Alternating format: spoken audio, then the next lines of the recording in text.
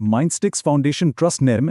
बरं, तर आजचा आपला विषय आहे संगणकावर आपलं नियंत्रण कसं मिळवायचं.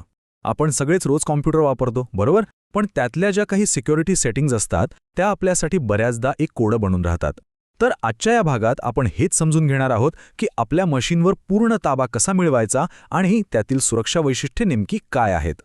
कधी विचार केलाय का की ते जे सिक्युरिटी पॉपअप्स अचानक स्क्रीनवर येतात ते आपल्याला नक्की काय विचारत असतात?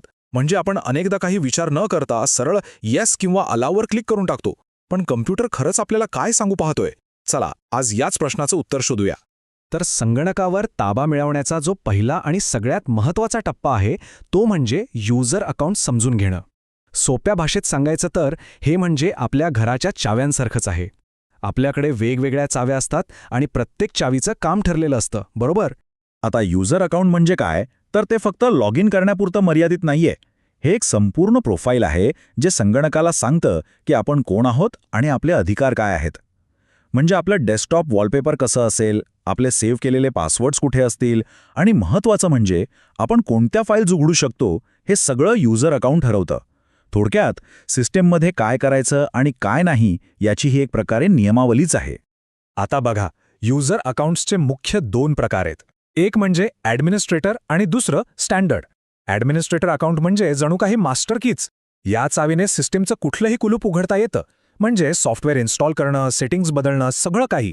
आणि स्टँडर्ड अकाउंट ते आहे आपल्या रोजच्या वापरासाठी, आपली वैयक्तिक चावी.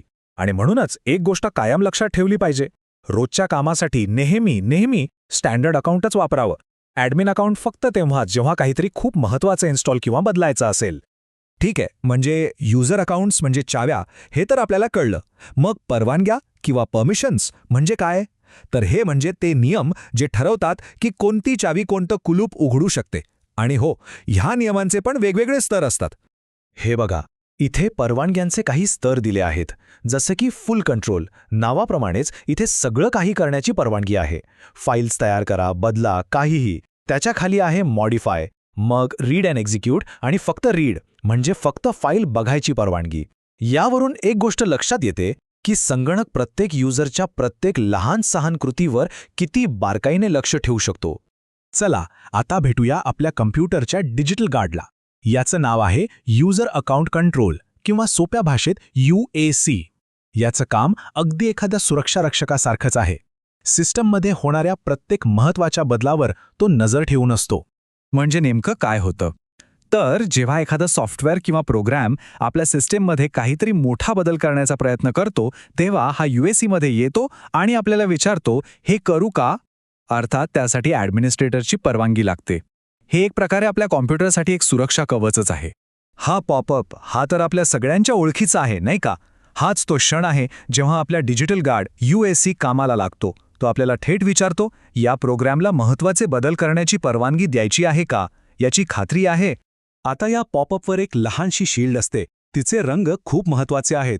बघा, जर निळी शील्ड असेल तर याचा अर्थ तो प्रोग्रॅम मायक्रोसॉफ्टने प्रमाणित केलेला आहे, म्हणजे तो विश्वसनीय आहे.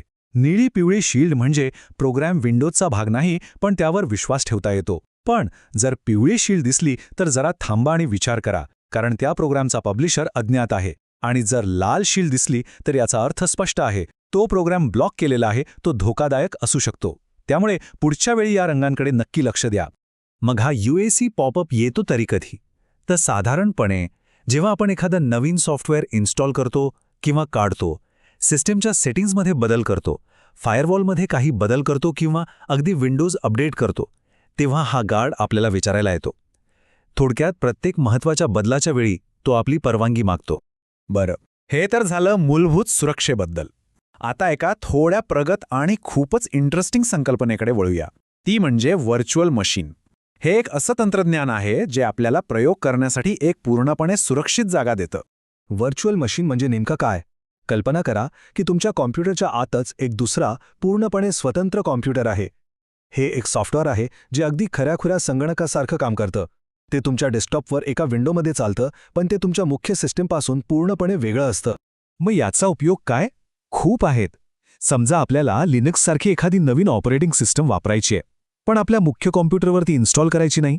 किंवा इंटरनेटवरून डाउनलोड केलेला एखादा प्रोग्रॅम आहे ज्याबद्दल मनात शंका आहे. अशावेळी हे संशयास्पद सॉफ्टवेअर या व्हर्च्युअल मशीनमध्ये चालून बघता येतं. मुख्य सिस्टमला काहीही धोका पोचत नाही. या सुरक्षित जागेलाच सँडबॉक्स असंही म्हणतात. ऐकायला हे सगळं खूपच भारी वाटतंय, पण हे वापरणं खरंच अवघड आहे का? चला बघूया हे प्रत्यक्षात कसं काम करतं. येथे बघा, हे व्हर्च्युअल बॉक्स नावाचं एक लोकप्रिय सॉफ्टवेअर आहे. डावीकडे त्याचा मुख्य इंटरफेस आहे आणि उजवीकडे बघा, नवीन व्हर्च्युअल मशीन बनवण्याची प्रक्रिया किती सोपी आहे. काही सोप्या स्टेप्स फॉलो करून कुणीही स्वतःचा संगणकातला संगणक तयार करू शकतं. म्हणजे हे तंत्रज्ञान आता फक्त तज्ज्ञांसाठी राहिलेलं नाहीये. आणि हे वाक्य हे या संपूर्ण तंत्रज्ञानाचं सार आहे. व्हर्च्युअल मशीनची सगळ्यात मोठी शक्ती काय असेल तर ती म्हणजे तिचं आयसोलेशन, म्हणजे वेगळेपण. त्या व्हर्च्युअल मशीनच्या आत तुम्ही काहीही करा, एखादा व्हायरस जरी आला तरी त्याचा तुमच्या मुख्य कॉम्प्युटरवर, तुमच्या खऱ्या फाईल्सवर काहीही परिणाम होत नाही. आणि म्हणूनच ही एक परफेक्ट आणि सुरक्षित प्रयोगशाळा आहे. तर मग युजर अकाउंट्स आणि त्यांच्या परवानग्यांपासून ते UAC नावाच्या डिजिटल गार्डपर्यंत आणि व्हर्च्युअल मशीनसारख्या सुरक्षित सँडबॉक्सपर्यंत आज आपण ही सगळी साधनं समजून घेतली. हीच ती हत्यारं आहेत जी आपल्याला आपल्या डिजिटल विश्वावर संपूर्ण नियंत्रण मिळवून देतात. आता ही सगळी साधनं आपल्या हातात आहेत आणि त्यांची ताकदही आपल्याला समजली आहे. मग आता प्रश्न हा आहे की या सुरक्षित सँडबॉक्सचा वापर करून आपण कोणत्या नवीन कल्पनांना साकार करणार, कोणते नवीन प्रयोग करून पाहणार? विचार नक्की करा.